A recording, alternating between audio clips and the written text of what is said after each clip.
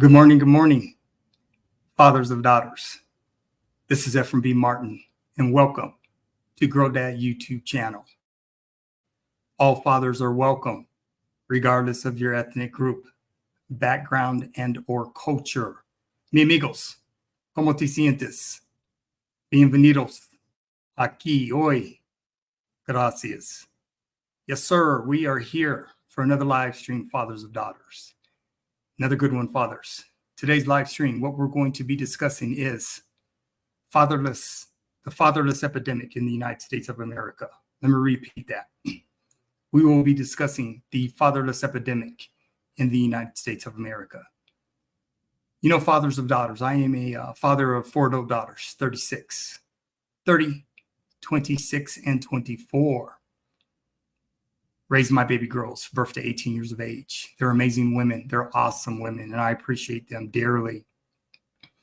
We do have a fatherless epidemic in the United States of America, fathers. And I'm going to provide you with about 5 videos today, and we're going to take a look at exactly why we have an epidemic in the United States of America. It's a problem, fathers. When our baby girls are raised without their fathers in their lives, birth to 18 years of age, they can have a lot of issues. They can have a lot of problems. Our daughters can end up in the criminal justice system. They can end up dropping out of school. They can end up gravitating and ending up on the pole. They can end up being sex trafficked.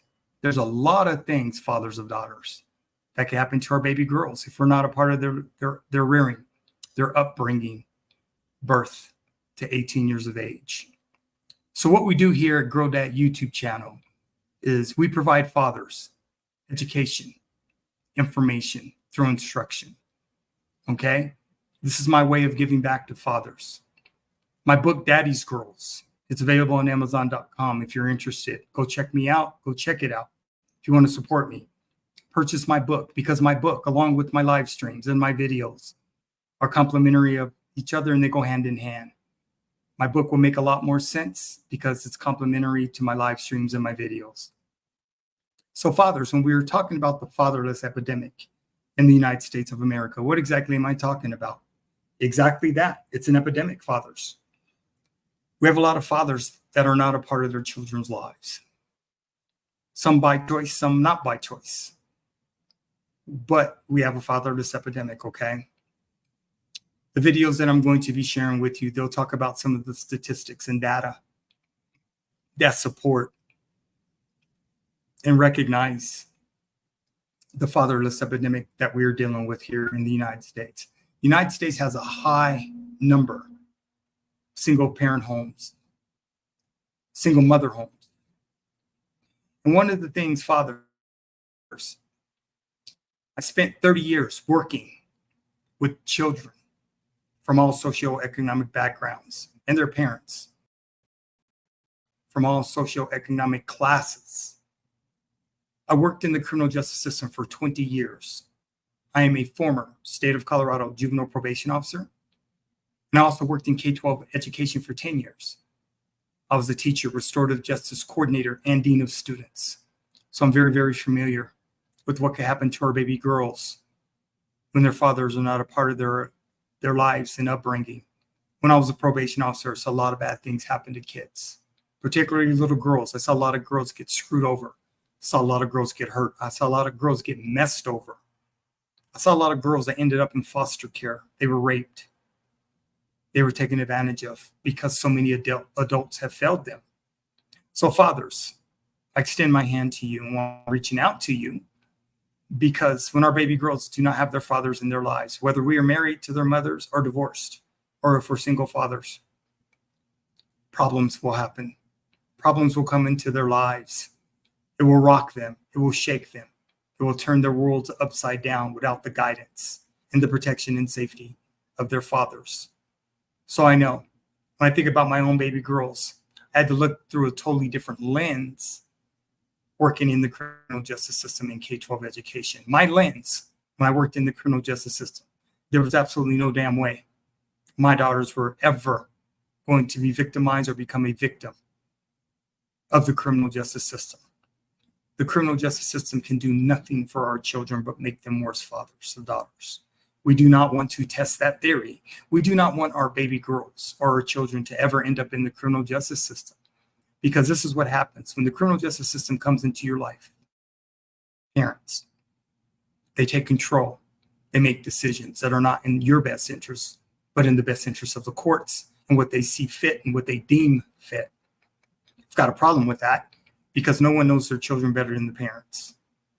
So what we don't want to do, fathers and daughters, is we don't want to ever have our children end up in the criminal justice system, the juvenile justice system. It will not turn out good. It will never end good, fathers. Trust me. That is not something you want to toy with. That is not something you want to play with, because the criminal justice system makes kids worse. Doesn't make them better. It makes them worse. So fathers, the videos I'm about to share with you, what I would like for you to do is I want you to have an open mind. I want you to have an open heart. I want you to process these videos. And if you know someone that's in need, as a resource, share my videos, share my live streams. Okay? I'm a viable resource on YouTube and rumble.com. When I live stream directly to YouTube, and I also directly live stream to rumble.com. Two amazing platforms. Okay? So fathers, I need your minds to be open. I need you to process. I need you to see exactly what I am presenting. Because what Grow That YouTube channel does is we deal with the real. We deal with the real.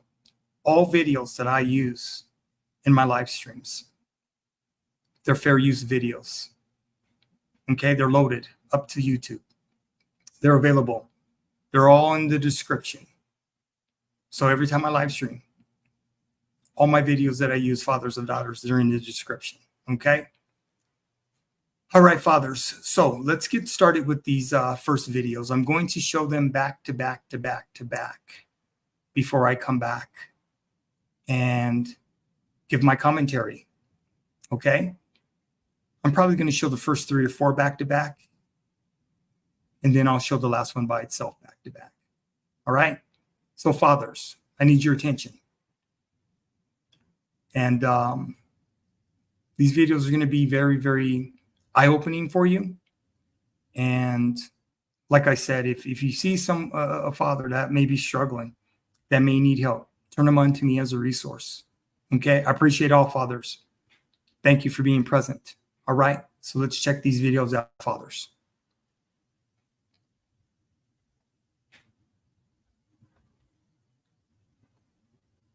This is video number 1, fathers of daughters. Fatherless homes have a profound impact on children's upbringing and development.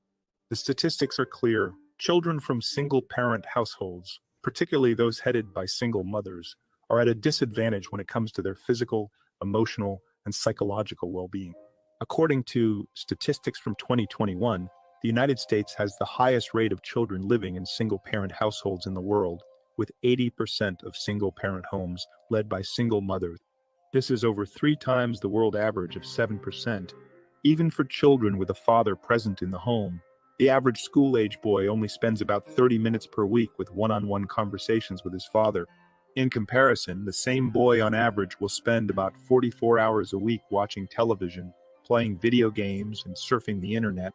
The statistics also show that fatherlessness has a direct link to various negative outcomes.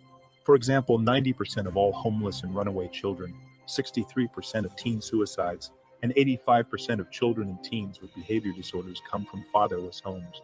Additionally, roughly 70% of teenage pregnancies come from women raised in a fatherless home, and these same women have significantly higher abortion rates than women raised by both a father and a mother.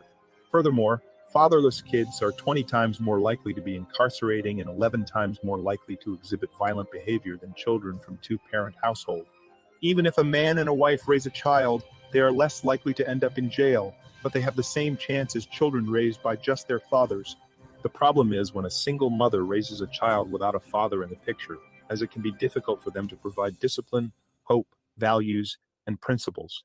It is important to note that fatherlessness can have a wide range of negative effects on children, and it is not limited to the aforementioned statistics. Children from fatherless homes are more likely to have poor school performance, behavioral problems, and mental health issues. They may also have difficulty forming healthy relationships and may struggle with addiction and substance abuse.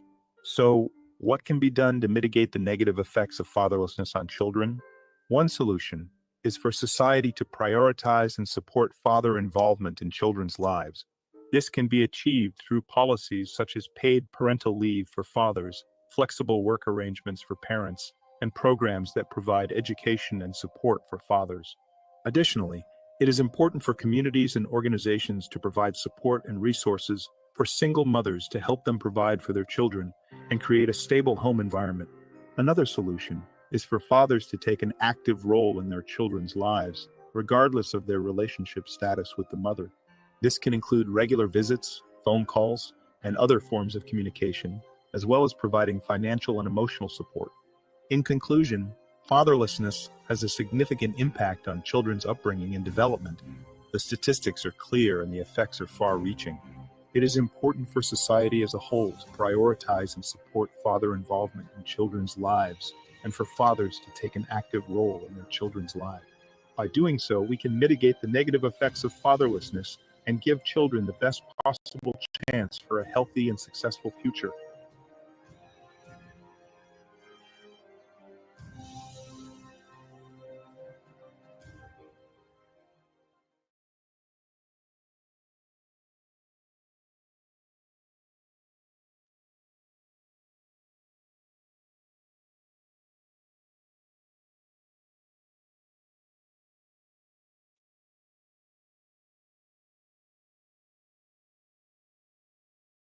All right.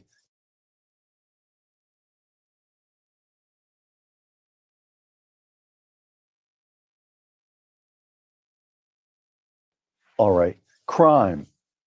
And in this case, you're writing not only about African Americans, but about low-income people generally. In the United States, murder rates, rates of infection with venereal diseases, and rates of teenage pregnancies were among the social pathologies whose steep declines were suddenly reversed in the 1960s. Nowhere was rampant violence and other social pathology as common among low-income people in the first half of the 20th century, when they were more deprived, as in the second half, when the welfare state had made them better off in material terms, close quote. Again, it's not the intention of anybody enacting the welfare state to cause increases in violence, but it happened. Yes. What was the disconnect between intentions and what emerged? Oh heavens! They misdiagnosed the causes of things, and therefore they misdiagnosed the effect to expect. For example, in the case of venereal diseases, sex education was introduced on a mass basis in the 1960s, and when the arguments for doing it were one, to reduce the level of venereal diseases and of teenage unwanted pregnancies, and both those things had been going down on their own.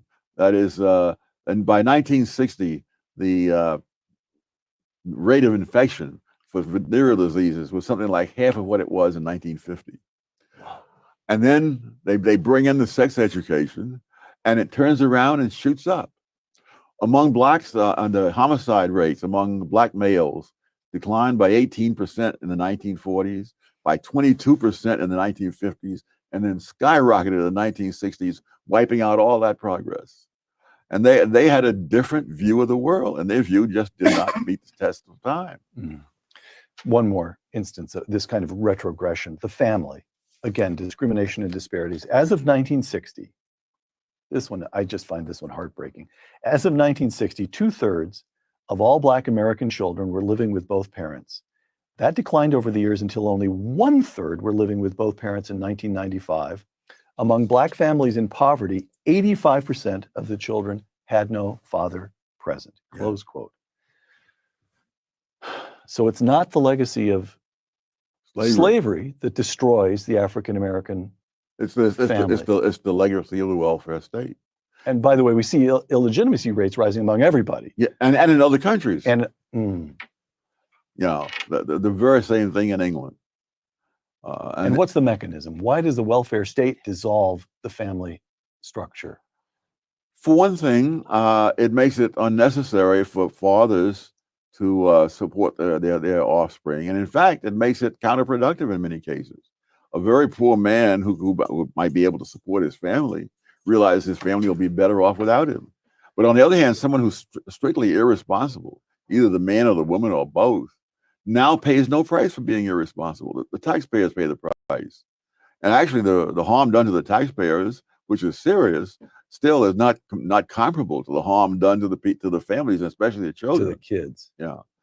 Moynihan was excoriated for pointing this out. 1965, The Moynihan Report. That's right, yes. the Moynihan Report. What is so people that took this as a way of putting down blacks. What they don't understand was that one, Moynihan was a scholar who knew that his own group, the Irish Americans, had that very same problem at the beginning of the 20th century. And more importantly, Moynihan's own father deserted the family when he was 10 years old. Oh, I didn't know that. He and his brother were out shining shoes in Times Square and Central Park to try to bring in a few pennies to help keep the house going. And so where they'd been living in this wonderful suburban area, suddenly they were in a very rough neighborhood, and they were shining shoes in Times Square to try to make ends meet. And so he understood that this was one heck of a problem that people should be warned about, and he was simply excoriated.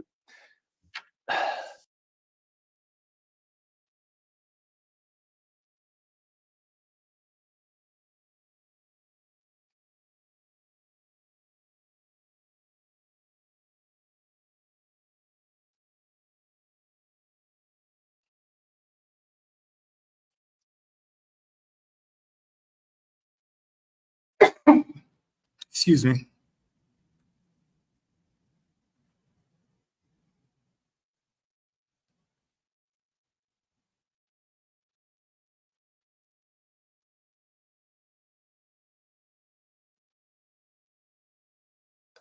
I have some disturbing stats I want to share with you about fatherless homes. And by the way, some of the stats, I've seen this before. I'm going to tell you, when you read some of these stats, you're going to sit there and say, that is insane. By the way, these stats are from 2021 of the impact a father makes in a child upbringing, both a girl and a boy. Like I said, disturbing, but you will be shell-shocked with the stats. If you get value from the video, give it a thumbs up and subscribe to the channel. Let me get right into it. The U.S. has the highest rate of children living in a single-parent household of any nation in the world. About 80% of homes are led by single mothers, at a rate of 23% of children living with one parent and no other adult. The United States stands over 3 times the world average of 7% of children raised by one parent. For reference, the number stands at 3% in China, 4% in India. This is not an area we want to be competing with other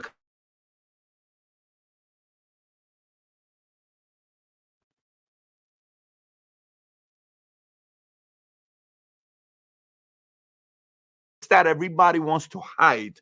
And this is the stats where the side effects of this, we ain't going to see for 2 decades or 3 decades or longer. Takes a while to see the side effects. Let me continue. Even for children with a father present in the home, the average school-age boy only spends about 30 minutes per week with one-on-one conversations with his father. For comparison, the same boy, on average, will spend about 44 hours a week watching television, playing video games, and surfing the internet. In our house, there is no video games throughout the week. It's on the weekends. After you read 150 pages throughout the week, then you have the right to play video games for an hour or 2 on the weekend. And that's what you have to earn. You have to move your body. You have to exercise. There's certain things you need to do to get to that point. That's our household. But the stat tells you 44 hours a week of watching TV, playing video games, and surfing the internet. Let me continue. 90% of all homeless and runaway children, 63% of teen suicides, 85% of children and teens with behavioral disorders come from fatherless homes. Let me read that stat to you one more time. 90% of all homeless and runaway children, 63% of all teen suicide, 85% of children and teens with behavioral disorder come from fatherless homes. That is a very, very big number. Next, fatherlessness likewise has a direct link to teen pregnancy and sexual activity. Roughly 70% of teenage pregnancies come from women raised in a fatherless home. 70% of teenage pregnancies comes from fatherless homes. 70%. That's a big number. And these same women have significantly higher abortion rates than women raised by both a father and a mother. On the whole, fatherless kids are 20 times more likely to be incarcerated and 11 times more likely to exhibit violent behavior than children from two-parent household. 20 times more, okay? 20 times more. If a man and a wife raise a child, they're less likely to end up in jail, but they have the same chances as children raised by just their father. You may already be blown away by the stats before, so maybe come back and let me read this to you and brace for impact if you missed it. Let me read it one more time. Listen. Just stay with me. Don't get distracted. Stay with me. Listen. If a man and a wife raise a child, they're less likely to end up in jail, but they have the same chance as children raised by just their fathers. The husband and wife raise their kid. The chance of this kid going to jail is the same as just the father raising his kids. The problem is the single mother without a father in the picture that can sit there and discipline the kids, give them hope, values, principles, all the other stuff. We play different roles. This is statistic. If somebody's watching and saying, oh my God, you're discounting women, you're discounting mothers, go get upset at the stats, not at me. This is stats. You can't get upset at 3 times 3 is 9. That's stats. I'm giving you stats that's being given to us by the government because they have access to these stats. This is disturbing. Let me continue. Girls with no fathers have lower self-esteem. We can lower crime, lower mental issues, help the economy, lower suicide rates, and decrease homelessness by bringing back the family nucleus. There are things that my wife can do as a mother that I can't do. There's things she can bring that I can't bring, but there are things I can do that she can't do. So now you may say, well, Pat, I agree. I do agree. We can lower this. We can, but then how come it's not happening? And here's the other question. Who's to blame? Who do we blame with this? Now, you may be listening to this saying, well, it's got to be the husband and wife's fault. It's got to be the man and the woman's fault. Fine. How come it's not the same ratios around the world? Why is U.S. fatherlessness at 23%? Everywhere else is 7% average. So is it really the mom and dad? So how about the mom and dad in India? How about the mom and dad in China? How about the mom and dad in Germany? How about the mom and dad in Brazil? How about the mom and dad in other places? Why are we at 23%? How did this happen? Was it like this before? Is it an evolution? Is it mainstream media? Is it Hollywood? Is it the fact that parents are afraid of parenting because everybody is so much involved? You can't do that to your kid. You can't do this to your kid. You can't discipline your kid like that. Whose fault is it? It's someone's fault. Is it the fact that, hey, we can't really bring church and schools and pray and all this stuff? I don't know. Maybe that's not something you agree with. Maybe it is. Maybe we need those values and principles. But it's somebody's fault in America that this is happening. This is purely a systemic issue that we're having. This cannot be like no, it's really the community, it's the parents, it's the culture, it's all this other stuff. No, standards are standards. We're sitting there not educating. It's not a big deal. Go ahead and do that. It's not a big deal. Go ahead and do that. It's not a big deal. Go ahead and do that. No, standards have dropped and the numbers are showing. If we judged a country based on how many kids are being raised by fatherless homes that's producing crimes at the levels that we're getting, sex during teenage pregnancy, abortion, suicide, incarceration, maybe we ought to look at this. Maybe this is very important. Maybe our educational system sucks. Maybe. Kids spend more time around teachers than they do around their parents. Maybe. Who do we blame? The responsibility has to lie on the nation. Maybe we're either too much involved or we're not selling. Take your time to get married. Take your time before you have sex with someone. Take your time before you get pregnant. Take your time before you have a baby. Protect yourself, stay home. Do not just go out there and have unprotected sex. Maybe we're not talking about this kind of stuff. Maybe we are, maybe we're not. The stat says we're not selling it in the right way and we're paying a price for it. If you're in a community that crime is high, hello, you're feeling it. That's the stats. So the next time you see a father that takes their job as a father seriously, you can actually say, you know how we see somebody in military uniform? Guess what you say? Hey, thank you for your service. What do you mean? Hey, man, stats, 23% fatherlessness. And you're there with your kids. Thank you for your service. Being a father is tough. Good for you guys, husband and wife, trying to make this work. Marriage is tough. Salute. You make my life better and safer by raising good kids. Salute to you. Maybe we ought to give those awards. Maybe we need to kind of recognize Father of the Year award, a bigger deal. Man, if I ran a state or a country, we would be recognizing certain behavior and turning great fathers and mothers into heroes. Because God knows their job is hard, very hard. Not, making their job harder, not recognizing the guys that are doing a good job, just kind of winging it, which is the way we're doing it right now. Stats don't favor us. We got some work to do. This is an area, well, I will very comfortably say America's got a lot of work to do. We've stepped away from values and principles, and we're kind of winging it. Anyways, and no one masters parenting, and none of us know if we're going to be great parents or not for about 40 years until our kids are 40 years old. By the time you know you're a great parent, you're probably not alive because your grandkids will validate that you were a good parent. So you're never going to know whether you were a great parent or not. But I made a video from all the different things I've learned and what I apply in my life about parenting called How to Raise Successful Kids. If you've never seen it, click here to watch that video. Shout out to those of you guys that take your job as a father very seriously. Take care, everybody. Bye-bye, bye-bye.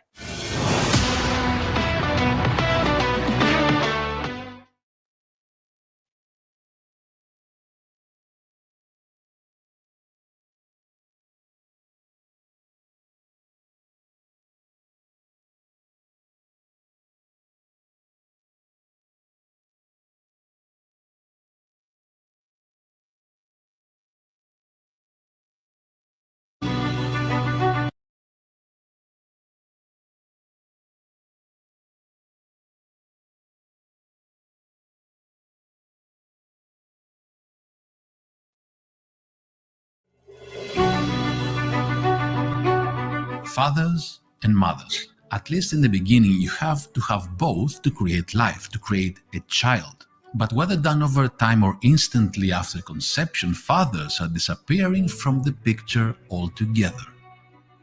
In fact, according to the US Census conducted in 2022, in the US alone there are approximately 18.3 million children who live without a father in the home. That is over 1 in 4 children living without a father. But it doesn't stop there. Millions of children have fathers who are physically present but are not emotionally present. So why is this happening, and what effect is it having in our society? In this video, we're going to see how the fatherless wave is becoming an epidemic and how it's crippling our society one child at a time. Plus, stick around to the end as I have something for all those who are single parents yourself. Make sure to like and subscribe. It lets me know you enjoy the content I'm making for you and helps other people find this video easier.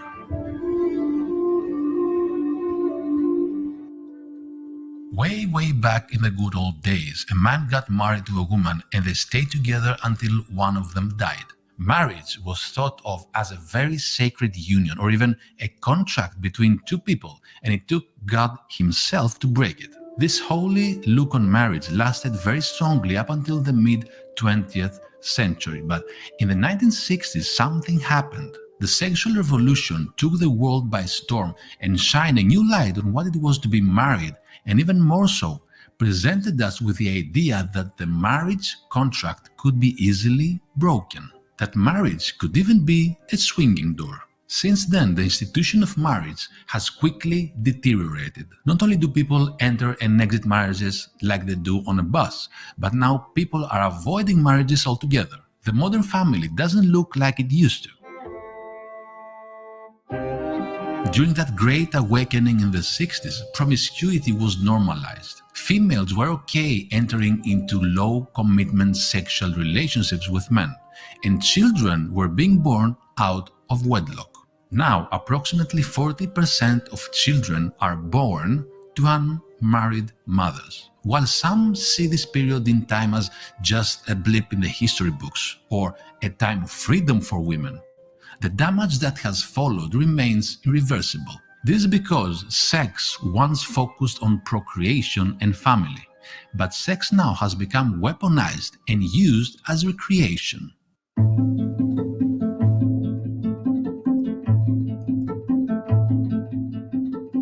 While men and women are still getting married, marriage is happening less and less. And when people do get married, they're not lasting as long as they used to. Currently, the average length of most marriages is just 7 years. And yes, half of all marriages do end in divorce. Of course, there are those toxic relationships or even abusive relationships that both men and women should not remain in. You simply must leave the significant other if that's the case. But we as society are normalizing divorce now more than ever. Marriage is suffering from the effects of what I call Tinderification. You don't like them, just swipe and move on to the next one. But when divorce is chosen as the easy solution, the quality and even quantity of the time that children spend with their fathers declines rapidly. Frank Fusterberg and Andrew Cherlin, authors of The Divided Families, share that after just a few years after divorce, only 1 in 10 children actually still have weekly contact with their fathers. Even more shocking is that 2/3 of those children have no contact at all. Let's say even in the best case scenario, where divorced fathers maintain contact with their children, the time spent with them is superficial, short, and has little to no benefit for the child. What's interesting is that this dynamic after divorce happens because women and men think very differently from one another. Women view marriage as 2 relationships, one with their husband and one with their children. But men, on the other hand, tend to view marriage and parenting as one all-inclusive package. So in their mind, if the marriage deteriorates, then fathering deteriorates with it. I'm sure you've heard the term happy wife, happy life, which leads us to believe if the wife isn't happy, no one is happy. So divorce becomes a solution. But on the other end of that is the common saying, we stay together for the kids. And trust me, when my parents got divorced, I heard this phrase from both of them, and it was not the nicest thing to hear. So which road is better to go down? The one of happy individuals but children that suffer, or 2 unhappy individuals who stay together to create a better environment for their children? I believe the answer is case by case. But what I can tell you is that the damage that goes on when children don't have a present father is incredibly high. While some fathers are not present due to divorce, others are not present due to their own addictions to drugs, addictions to alcohol, or the main addiction in our society, an addiction to their smartphones. But there's another element keeping fathers away from their children: work. We're living in a time when the cost of living is ridiculously high, like out of control high. This problem is now forcing fathers to work more.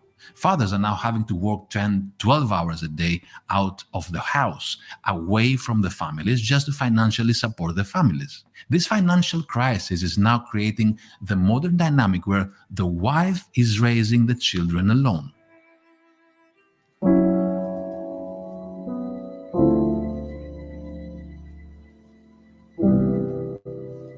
Whether emotionally or physically absent, the issue of absent fathers has reached just a high level that if being fatherless was a disease, it would be an epidemic. So whether by choice, bad luck, or forced to, what damage does a fatherless child experience? And let's talk some basics here. Men and women are different.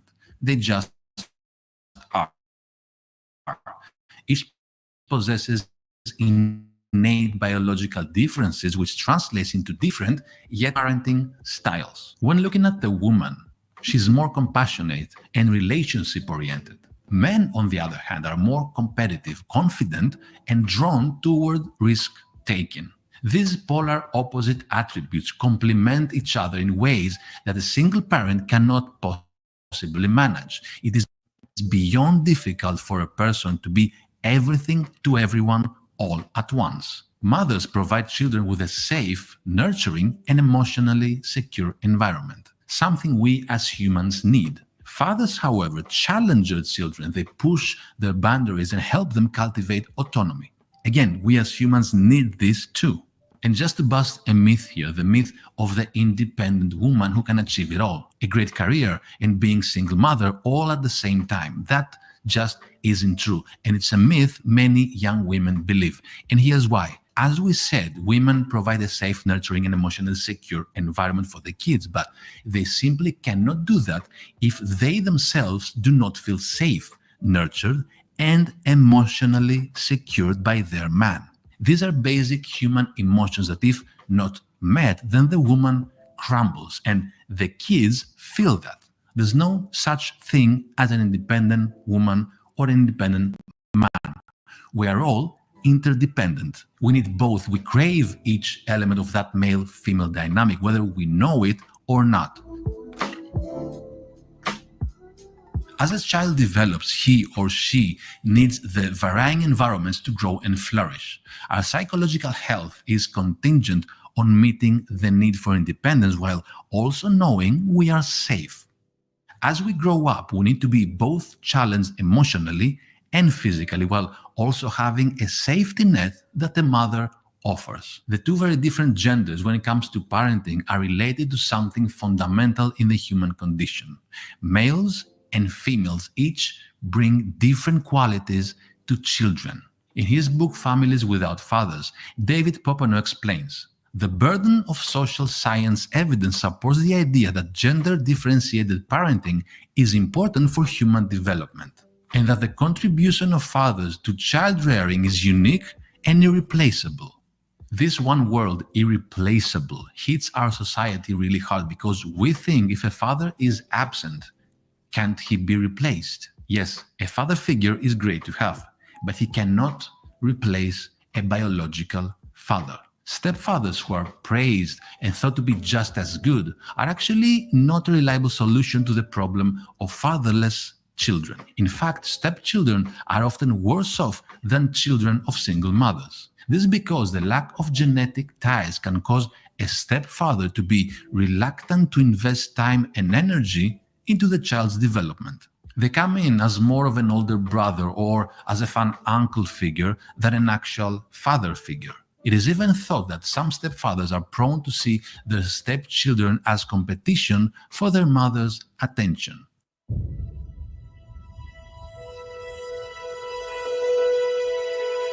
When children find themselves without a father, it can cause trauma and issues that affect the entire childhood and even adulthood. Fatherlessness could cause an abundance of issues. It could cause children not to take risks or even have low self-confidence, not to know how to deal with challenging situations, or even not to know how to express and develop their manhood in a healthy way if they're boys. The list goes on and on when it comes to the damage it causes. The strongest predictor of whether a person will end up in prison is that they were raised by a single parent.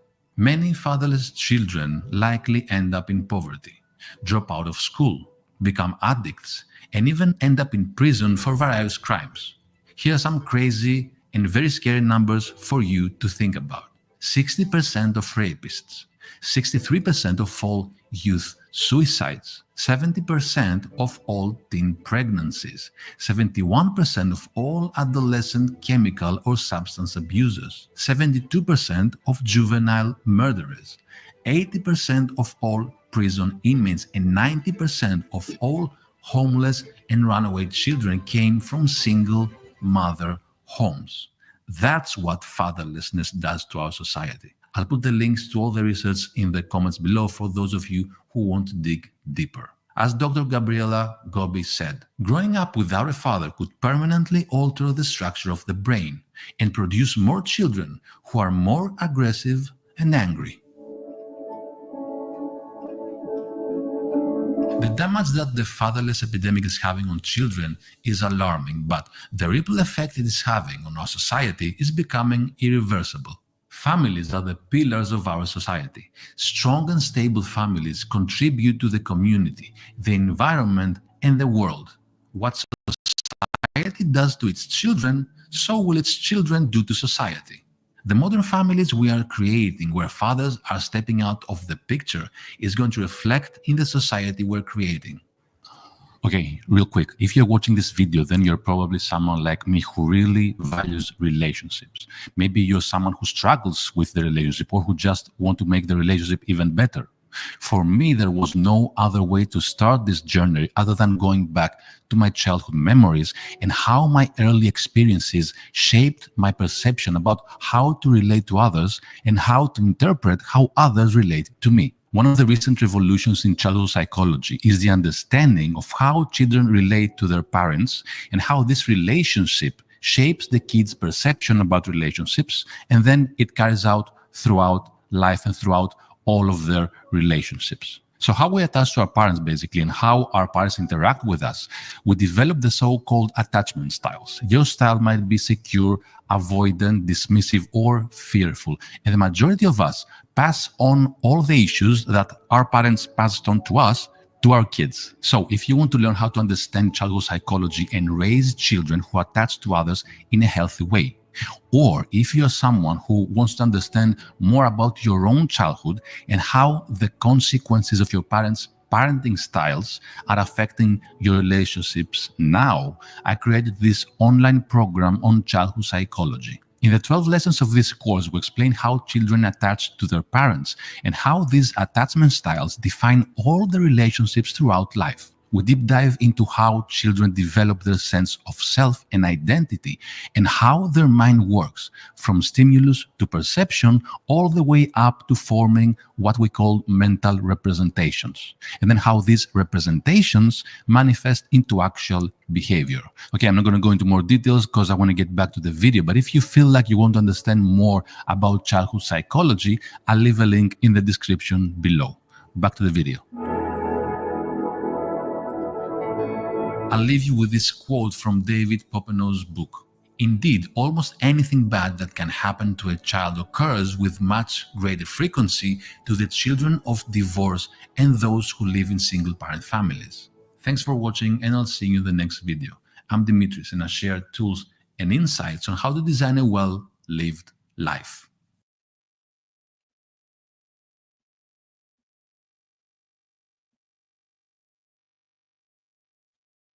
Okay, fathers, 4 excellent videos, statistics, data that explain the fatherless epidemic in the United States of America. So it's a lot of information, fathers. And like I said, all videos are in the description. The links are there. They're highlighted. So feel free to always do your own research, fathers. I encourage all fathers to always do their own research. But with the resources that Grow That YouTube channel provides, I make it very, very easy for you. Okay? Like I said, this is my way of giving back to fathers. I'm at a totally different transition in my life. All of my daughters are adult women in their careers, living their best lives. I am proud of each and every one of them. They're awesome women. I did an amazing job. I didn't get lucky 4 times. I had to put in a lot of work, fathers, birth to 18 years of age. A lot of work, fathers. So I encourage fathers all the time. I participate in a lot of men's groups. There's a lot of men that don't want to take care of their kids. There's a lot of men that have checked out. And then they want to blame the mothers. The one thing we're not going to do is we're not going to blame the mothers of our children for our kids ending up in a crisis situation. If our kids end up in a crisis situation, fathers of daughters, if our children end up in a crisis situation and we are not a part of their lives, birth to 18, that's 100% on the fathers, not the mothers. I'm not going to allow you to beat up on the mothers. I'm not going to allow you to bash the mothers. Because as a professional working in the criminal justice system, on one hand, I can count how many fathers I met when their baby girls were on probation. One hand, in almost 10 years, how many fathers I met in court, outside of court.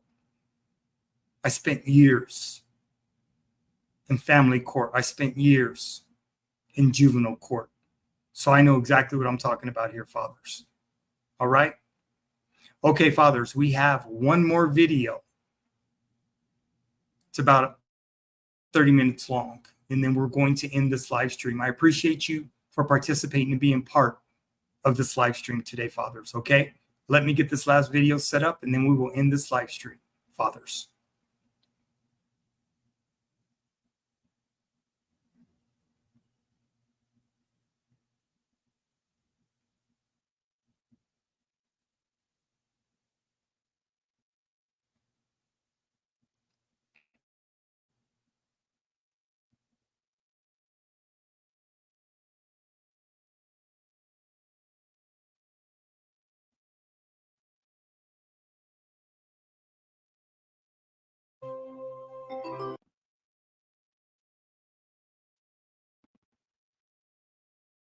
Okay, fathers, this is the very last video, and then we will end this live stream, okay? Appreciate your time, fathers, this morning. Girl Dad YouTube channel welcomes all fathers, regardless of your ethnic group background and or culture. You're always welcome here.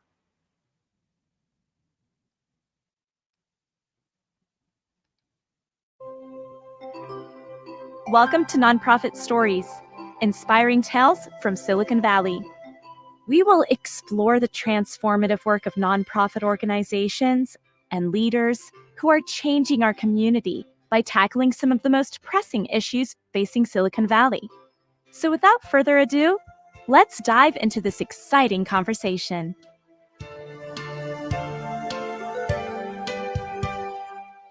Today, we welcome Terrence Hunter, the president, director, and founder of Empowering the Fatherless of Silicon Valley.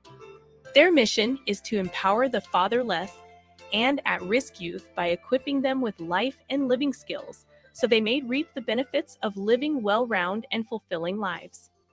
U.S. has the world's highest rate, 25%, of children living in single-parent households. The poverty rate for female-headed households with no spouse present is 24.7%, compared to 6.8% for married couple households. The cost of fatherlessness to society is estimated to be $112 billion per year. Before we dive into the conversation, let's learn a little about the organization's great work so far. My name is Terrence Hunter, and I'm the president and founder of Empowering the Fatherless, a 501c3 nonprofit organization. I established Empowering the Fatherless for many reasons. First, we want to shut down the school-to-prison pipeline. We are providing youth with tools and skills that enable them to make better choices, which improves the quality of their lives. We also are combating the current crisis in America, in which more than 25 million kids are residing in father-absent homes or homes in which the father is not proactively involved in their lives. Through our efforts, we are challenging men to be more involved, responsible, and committed fathers. Thank you. Thank you, Terrence, for joining us today. And thank you for inviting me. Please tell us about the history of your organization and how did it all begin? Sure. Sherrod, during my 30-year period of confinement, at a certain point, I decided to embark upon a journey of self-improvement by completing certain self-help programs. These programs addressed the underlying causes that led to my incarceration. After I completed these programs, I decided to become a facilitator and facilitate the programs that I completed. I became a facilitator because I wanted to help my fellow prisoners address and overcome the causes of their dysfunctional behavior. Right. So in 2019, 5 years after my release from prison, I established Empowering the Fatherless, a 501c3 nonprofit organization. This organization affords me the opportunity to use my facilitation skills to help at-risk youth and men in need of fatherhood skills. My intent is to equip men with fatherhood and relationship skills and shut down Santa Clara County's school-to-prison pipeline by equipping youth with valuable and empowering life skills. That's very interesting. And what is your personal passion behind serving this organization? Well, Sherrod, I'm the product of a father-absent home. To this day, I still do not know the identity of my biological father. When I was a young boy, I was very sad and disappointed that I was a fatherless child. However, as I observed the relationships my childhood friends shared with their fathers, I became angry, bitter, and very resentful. I could not understand why I didn't have a involved, committed, and responsible father in my life. You have no idea how gratifying it is for me today to be able to have every day an opportunity to let young people know how valuable they are in spite of an absent and uninvolved father. So my passion comes from my desire to help kids that may be going through the same thing I was going through when I was young by my father's absence. That's interesting. And how many kids do you have, Terrence? Well, it's counting. So probably right now, I'm probably have contact with maybe a total of about 100 kids on a regular basis. Wow. Okay. And so, you know, unfortunately, I never had kids of my own. And my wife tells me all the time, you have lots of kids. And that's the way I feel. I feel the kids that go through my programs, they truly are my kids. Absolutely. And can you share a transformational experience you have had which involved your organization? Well, there are many.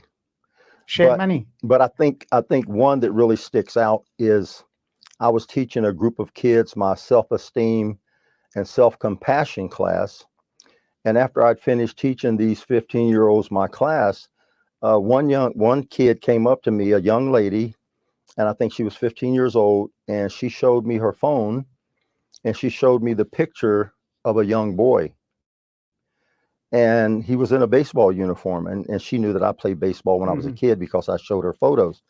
And I asked her, was that a current photo of her brother in this baseball uniform, or is this a picture of him when he was younger? She said, yeah, that's him when he was younger. And then she flipped her phone and showed me her brother at the age of 18. And she said, do you know where my brother is currently? And I said, no. She said, my brother's in the county jail facing murder charges. Wow. And then she flipped the phone once more and showed me a picture of her cousin. And she told me that her cousin is also in the county jail. The two of them were facing murder charges. And, you know, the look on the girl's face was disheartening, but it really made me feel good that she trusted me enough to tell me something that I'm sure she doesn't tell everybody. Right.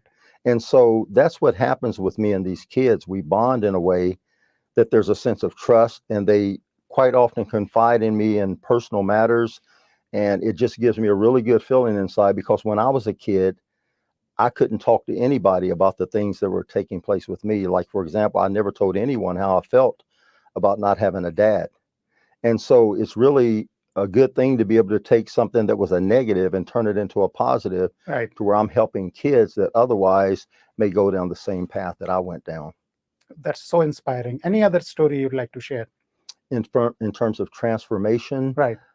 Yes, I just recently attended a graduation ceremony that I was invited to because of my organization. Sure. And they were young men in Gilroy, California, who are engaging in gang activity. Oh, okay. And this organization called Carry the Vision had a summer program where they're teaching the kids business and life skills, and they invited me to be a part of it. And so yesterday I was able to attend the graduation ceremony. That's so and nice. see the transformation in those boys in terms of how they came into the program and then how they exited the program. And you can see the changes that were made in their lives, because Carry the Vision and all of us who were involved made them feel loved and cared about, and just gave them a different viewpoint of themselves and the world in general. So every time I experience these type of things, it's just so rewarding, because, you know, my life has had a rocky past, and right, and today I wake up every morning enthusiastic and eager about going out and trying to make a difference in my community. And something else that really made me feel good about where I'm at today, in October of last year, the Morgan Hill Community Foundation recognized me as a philanthropist and a volunteer that's making an impact in the community. So all of this has transformed me into the person I am today. And I would not give anything for the life I've had, in spite of how difficult it was at certain times, because I really like the person I am today. I can look in the mirror and actually say, I like that person that's looking back at me. That's very inspiring, Terrence. And what are some difficulties your organization face, and how do you and your team overcome them? One of the major difficulties we're facing, Sharad, is attracting and retaining quality volunteers and mentors. Quite often, people who become aware of what I'm doing and what Empowering the Fathers is doing, they commend us and they say they really appreciate and respect what we're doing. And they will often end the conversation with, I will help you in any way I can. Right.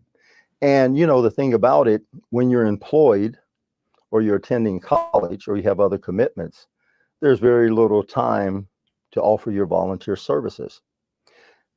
San Jose State University has deemed my organization as a learning site for their students. Mm. So students at San Jose State University who volunteer from organization, they actually receive college credits. I turn in timesheets. Unfortunately, I just lost two of my best volunteers because they're now working on their internships and they don't have the time to do the volunteer work. So one of the big challenges for us is finding people who have the time and also the passion to want to do what we're doing in terms of helping people. And from my own experience, what I'm learning is while a lot of people like the idea of volunteering and helping in the community and doing things for youth and incarcerated men who are in need of skills that will enable them to return to society, law-abiding citizens, while many people like the idea of doing that, I find that most people aren't willing to make the sacrifices that are involved, except those of us who really are committed to doing whatever we can to make a difference in the community. And so I'm hoping in the future, I will be able to compensate my volunteers to where they're not volunteers, but they're paid employees. And I think I will get a better committed core of people if it becomes a job more so than just volunteer work, because we all know that if someone's just simply volunteering and something comes up, it's easy to say, sorry, Terrence, I can't make it. I have a situation. But if you're paying, if you're compensating them, then that's a different story. One of the other difficulties we're experiencing right now, we have a desire to find a building that we can convert into an Empowering the Fatherless Youth Community and Learning Center. I see. You see, as it is right now, kids participating in my programs, they either have to be in the Silicon Valley Boys and Girls Club or a school that we're currently offering our services. The thing about schools, they do not like kids missing classes. So it's very difficult to bring your programs into the school, except in two schools in Morgan Hill where they have what they call a tutorial, which gives the student an option to go to study hall or come to my programs. So you don't get a consistent flow of students because sometimes the students go to study hall, sometimes they come to my class. And so what we would like to do is establish an Empowering the Fatherless Youth Learning and Community Center where the kids could be involved in our after school programs. And hopefully we'll have vans where we could pick the kids up and then bring them to the center and then take them home afterwards. In our center, we would offer live living skills program classes and also use virtual technology to also educate the kids while we're there. But instead of just making it a place where kids come to learn, we also want to be a happy place to come where they can shoot pool, play ping pong, you know, possibly have a basketball court there. So we have this vision of this club coming into existence, and not only just the one that we're trying to acquire, but eventually we want to have these centers located all over the place where kids everywhere can participate. So that's a difficulty right now that we're working on, but hopefully this is something we'll eventually figure out. A typical problem homeowners have when wanting to buy a new home is whether to sell first or buy first. Either way is risky.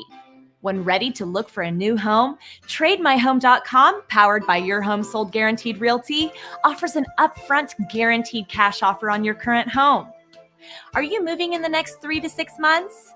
Text PAIR to 408-740-7400 for a free and no obligation professional equity appraisal report, exclusively for Nonprofit Stories podcast viewers. For more information, visit TradeMyHome.com or call 408-740-7400. Remember, at TradeMyHome.com, your home is sold guaranteed or we'll buy it. And can you share an example of a networking or collaboration which you guys do and that has helped your organization? Oh, yes, I can definitely speak to that. Empowering the Fatherless is currently collaborating with the San Jose Youth Empowerment Alliance, and we're also collaborating with the South County Youth Task Force. And you have no idea how rewarding it is to be working with city and county officials and community and faith-based organizations who are genuinely concerned about the well-being of kids. In both the San Jose Youth Empowerment Alliance and the South County Youth Task Force, we all meet once a month, and this is a conglomerate of nonprofit organizations where we sit down and talk about what's going on in the community. We also have law enforcement people there who tell us about the crimes taking place in Santa Clara County so that we know the needs. We also have city officials who come there and make us aware of where they could use our services. In other words, they know the various services we offer, and they will come there and say, well, can some of you address this crisis we have going on in this community?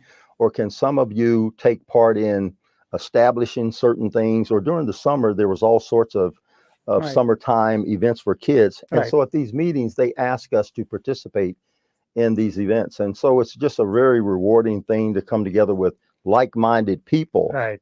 That's very important. Who are constantly making sacrifices and going above the call of duty to do what's necessary to make our communities a better place.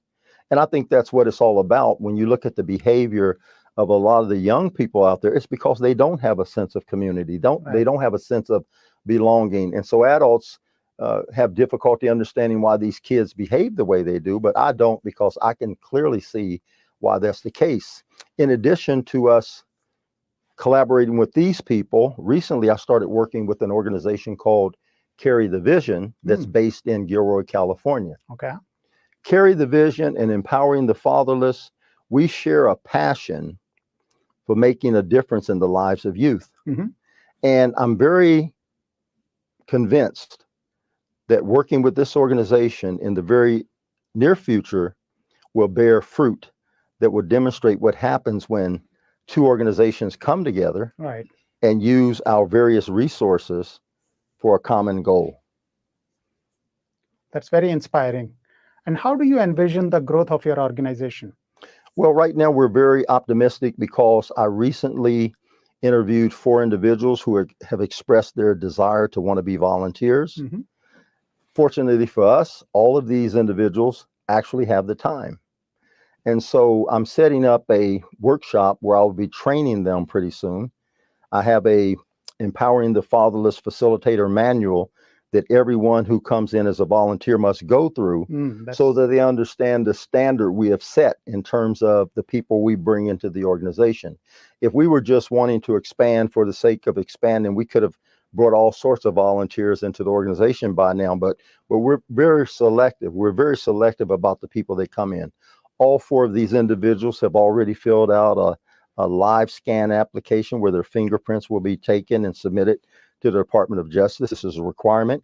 And once I train these 4 individuals, they have already made a commitment to go into the jail where I go, to go into the reentry center in San Jose, and to go into the various schools and girls and boys clubs that we're currently providing services. So when these people come on board, it's definitely going to make it possible for us to expand our presence in the community and offer our services in a broader aspect. We're also optimistic right now because there's an aggressive procedure underway where there's some people trying to help us get the building that we need to expand, our Empowering the Fatherless base by creating a center. And these people are connected with the community. They know people in the real estate industry.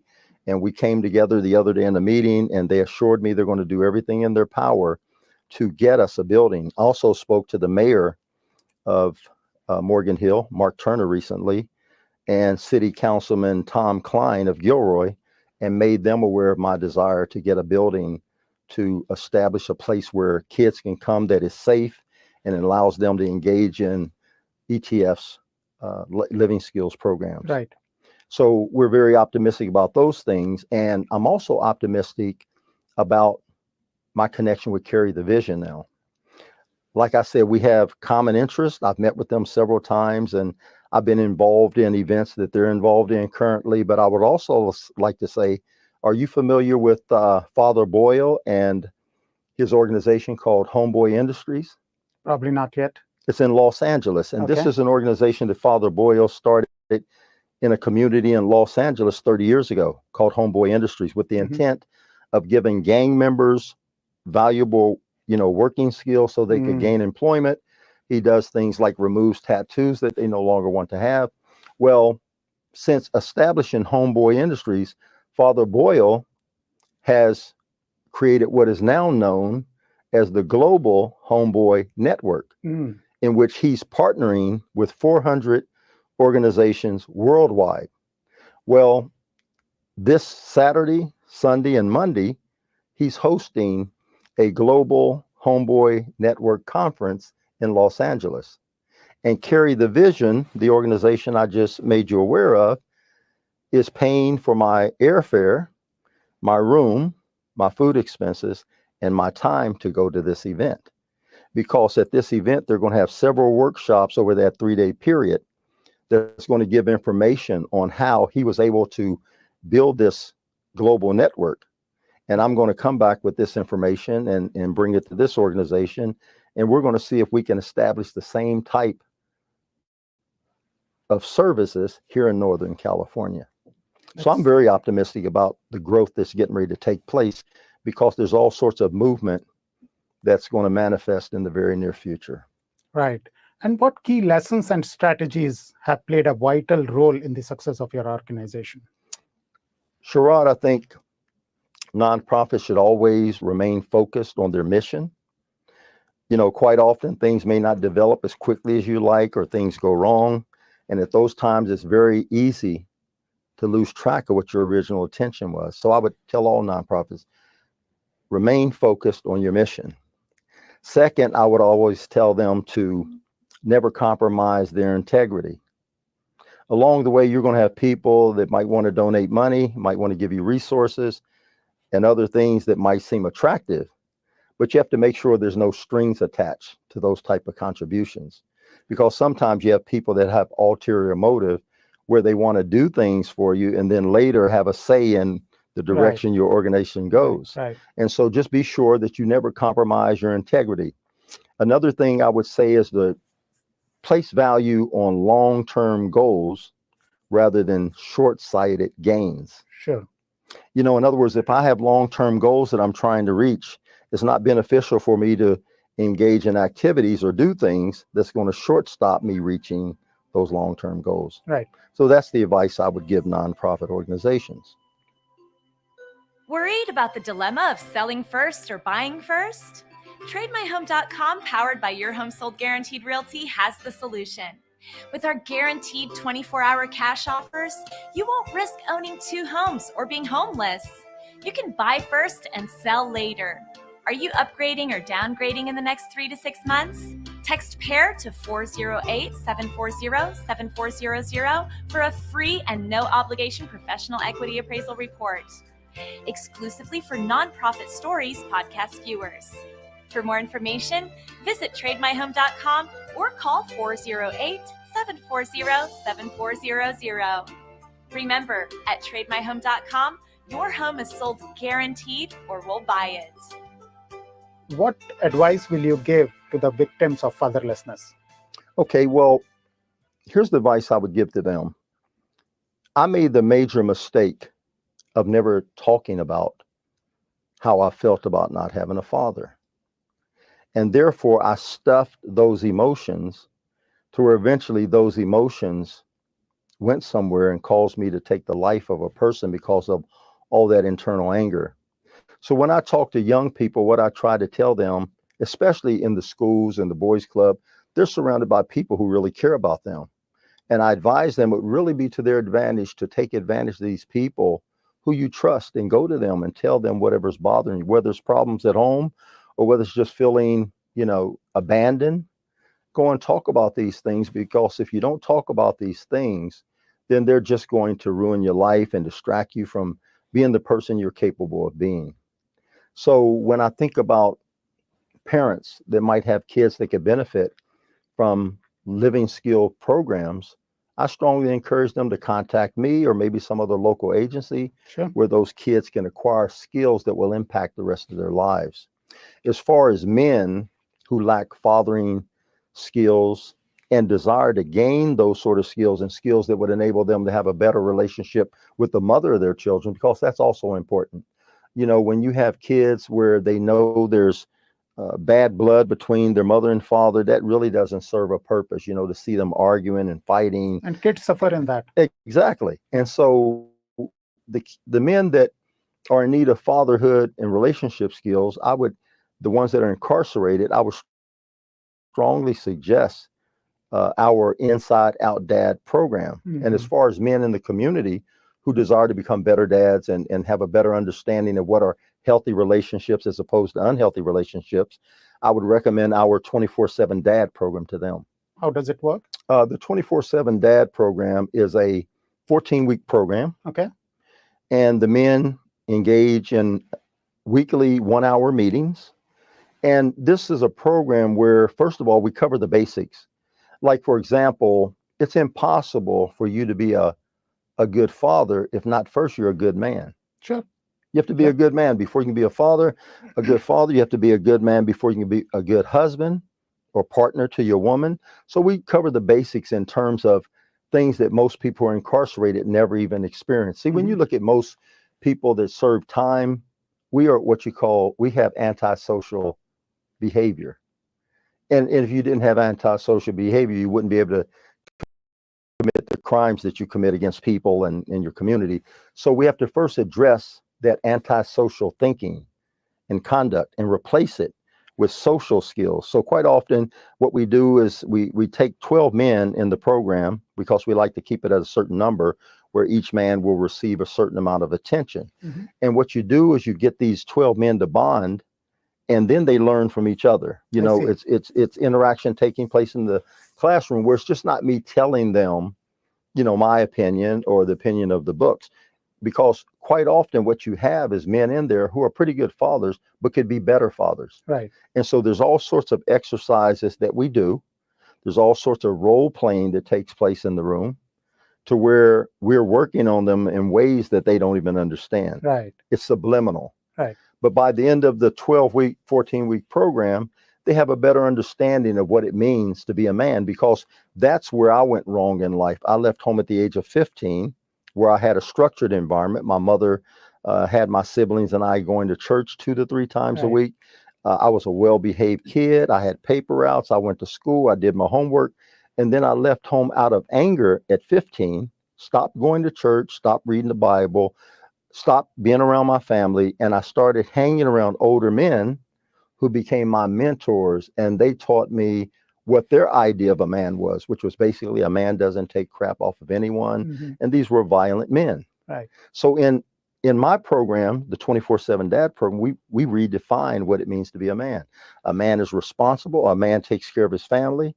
A man is a pillar of his community. Mm-hmm. And so when we introduce these concepts to these men, they know that the behavior they've been exuding hasn't been working. What's going on in their life currently isn't working, or they wouldn't be confined. And then as far as men in the community, quite often they're getting arrested for domestic violence and all sorts of, you know, dysfunctional behavior. So men are open to this information. And I'm strongly convinced that when you look at people who behave badly, they behave badly because of the bad information they've received. Right. If you replace that bad information with good information, generally you will get different conduct. And so something I say to the men all the time is you really can't fault a person for behaving badly out of ignorance. But then once you acquire certain information, I think it's impossible for you to go back to the person you used to be. It's like myself, for example, all the self-help groups I've taken, all the information that I've acquired, there's no way that I could go back being that person I was in 1985 when I committed that horrible act. So I'm a strong person who believes in information and substituting bad information with good information, because as a IT specialist, you know that garbage in means out. garbage out. Yeah, that's correct. Okay, let's take, for example, our curriculum. It's a wide range of programs that we think will work on the person, not just in one area. Mhm. For example, we have a values and responsibility course. We have a self-esteem and self-compassion course. We have a making decision class. We have a managing money class. We have a communication class. We have courses that are entitled What Teens Should Know About Nicotine and Vaping, Mhm. What Teens Should Know About Opioids, What Teens Should Know About Marijuana, What Teens Should Know About Methamphetamines. Right. And so we just have a host of classes that really impact not only kids, but even adults in a major way. And you were talking about a transforming moment earlier, and something happened recently in my self-esteem class, and it was a high school student. And we were going over an exercise in which they were told to read certain statements and indicate whether or not that was taking place in their home. And this kid was I see. this kid is 17-year-old. So Mhm. the other kids was doing it silently, but this young man, he chose to do it audibly. Okay. So he would read the statement, I am important. No. Ah, My opinion matters. No. mm, I can do anything. No. no. I am special. No. All the positive affirmations that were in that exercise, he says none of them were taking place in his home. And then he turned to me after he completed the exercise. He says, Mr. Hunter, I really wish I had this program years earlier. Right. And I said, you wish you had it years early because you would feel differently about yourself, right? He said, yes. I said, so you come to understand through this exercise that the reason you feel the way you do, as far as lacking confidence, not challenging yourself, and all the other things that are preventing you from living your life in a positive and effective way, you realize it's directly related to what was taking place in the home. Right. And so I said, what you don't understand is you don't have to feel bad that you didn't take this class earlier because you're only 17. I said, do you know there's adults in their 40s, 50s, 60s that are still walking around where they're allowing childhood trauma to influence their lives? Right. And so you're ahead of the curve. And that's what I told him. But you don't know what it meant to me, Sherrod, to hear him say, I wish I had taken this class earlier, because Right. he realized the value of these classes we're offering him and how it's going to affect and influence how he views himself and how he views the world and how he lives his life. So that was a very transformed. My wife was there at the time, and we both just looked at each other, and without saying a word, we both felt the same thing. We really felt we were doing a good thing, and this boy valued it. And it's just like being in the jail where I work with the offenders who are serving time. You would be surprised at how they, at the end of every class, they come up to me and say, Terrence, we appreciate you. Terrence, God bless you. Terrence, we value you. And they mean it, because in most cases, these men for the first time are attending these type of enlightening classes. Right. That's so inspiring. Thank you so much, Terrence, for talking to us today.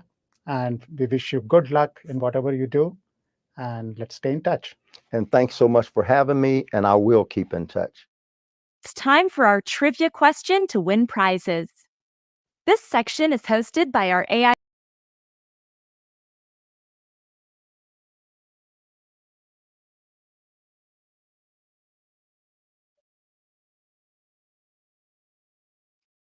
Okay, fathers. That was an excellent video. It's at the end, so we didn't need to hear the rest of their promotion.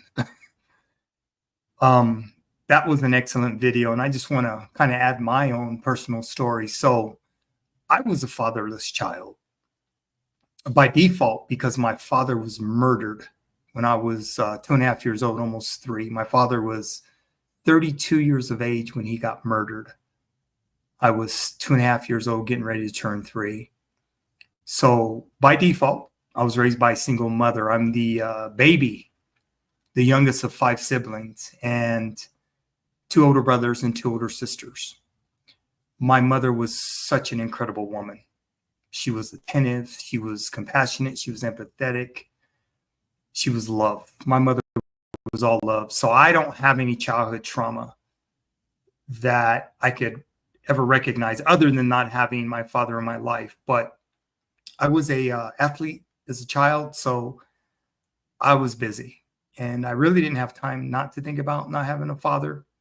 But I do understand what it is to be fatherless. So I just wanted to add that because we all have our personal stories. And this is why I overcompensated for my daughters, because I didn't have my father. So I made sure that I was present, birth to 18, with my girls and doing the right things in their life, making sure that they were always protected and safe.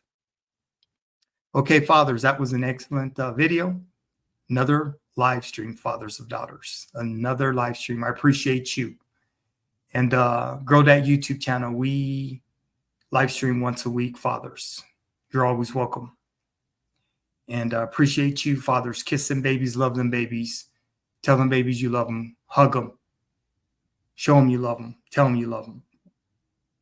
Because protection and safety is what we bring, fathers of daughters. Okay. So we'll be doing another live streaming next week. And it was a good one, Father, so I appreciate you. Okay, mis amigos. Hasta la próxima semana. Past. All right, fathers, I'm out. Until next week, you know the routine. Peace.